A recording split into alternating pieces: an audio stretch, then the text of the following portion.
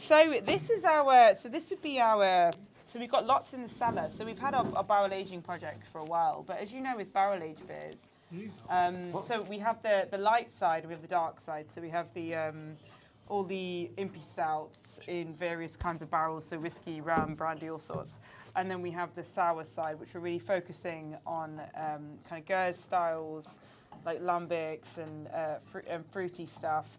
And I'm just not going to release it until it's ready, if that makes sense. So it's a project that's 3 years upwards, yeah. Yes, so it's a project that's years and years and years in the making, and this is going to be the next release from it. It's beautiful. So it's really lovely, isn't it? So it's one of those things where, you know, it's all like, we do so many beers, like commercially, stuff we have to sell to keep the lights on, and also stuff we want to do, but also like stuff like this is the icing on the cake. It's the stuff that we do because we want to. You know what I mean? Yeah, we had the privilege of going to Allagash across in Maine, and their big thing is Allagash White.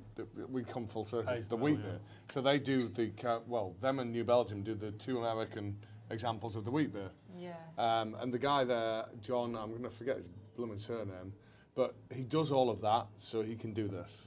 So he sells a ridiculous amount of that stuff. And he has got the most incredible barrel aging project. I've never seen so many food, different types of unique vessels. Like, I don't even know what these things are. Yeah, we the kind of the spontaneous ferment saison, the kind of the fresh base for the blend that goes into this. Oh, the cuvee, yeah. Yeah, so our cuvee, so it's made on an ongoing basis and blended into a steel tank, and that's kind of what we're using it for. And do you kind of saliva it? Yeah, I mean, it gets blended into each other as we're going along, and it gets it's like it gets picked at a bit, you know, like it's in the tank, but it's like the brewers are keen at taking kegs off, so we've got some for a Friday night, and like Solera, for those that know, it's a concept of ice cream. It is a nice ice cream, but it's you create something like a golden sour, and then you keep it there as a kind of a base beer. And you take a bit out, you blend it into whatever you're doing at that time. You then add some raw wort back into it, and you keep it going, and this thing just keeps going and going and going over time. Like your sourdough.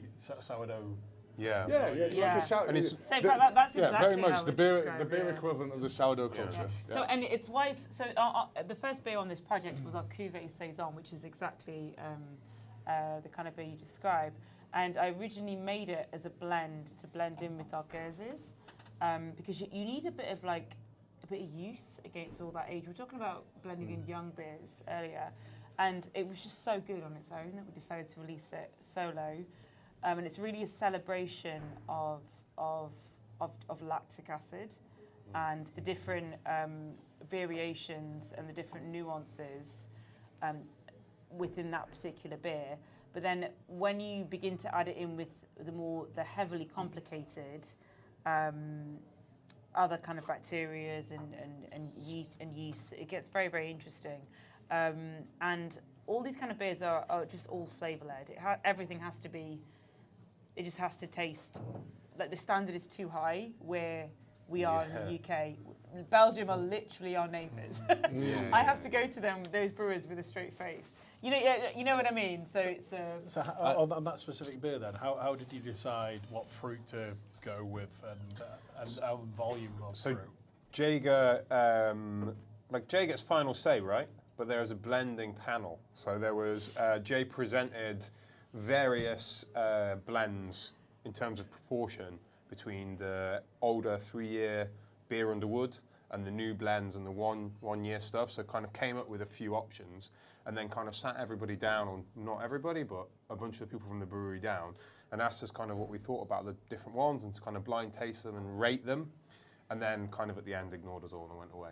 But there is... No, I'm not going to lie, I was fully prepared to overrule the panel, but they chose the one I wanted. We chose the right one. They chose the right one. Yeah, so there's with the blend, there was definitely an element of like... But days like that where you can truly involve everybody in the brewery. It's fun.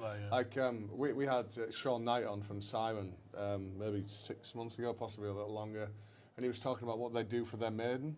So they do an annual release where they've got lots of stuff in different types of barrels, and once a year the entire team gets together and they bring all of the barrels together, and we're like, well, we're going to go with a bit of that, and they do loads of different things, and it sounds like the most. I was like, I want to quit my job and go work for them.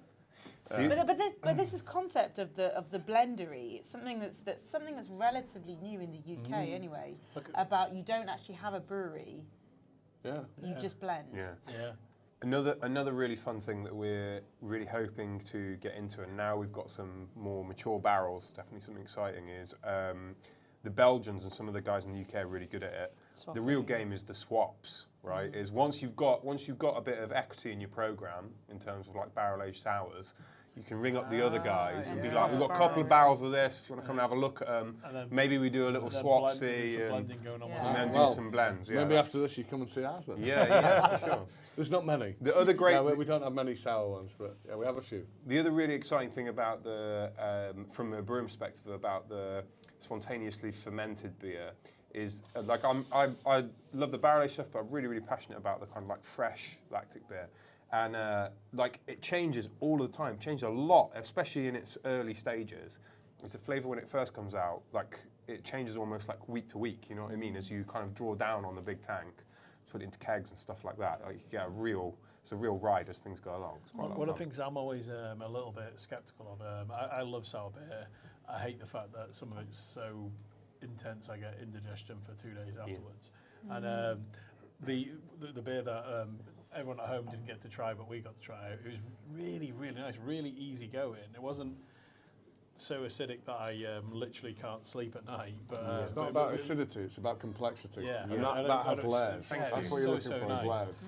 And that's what I really liked about that. So can we not share it with everyone else next time? Can we just? Yeah. Well, this could be for any of us. What do we do with the barrels after we've used them? Use them again. Furniture. Both. Use them again. So it depends. Yeah, sometimes some of the fresh barrels we buy 100% get used again. It just takes longer to get the similar type of flavour out of them. But also, you'll notice a lot of barrels in and around our venues. That's because we try and repurpose them where we can.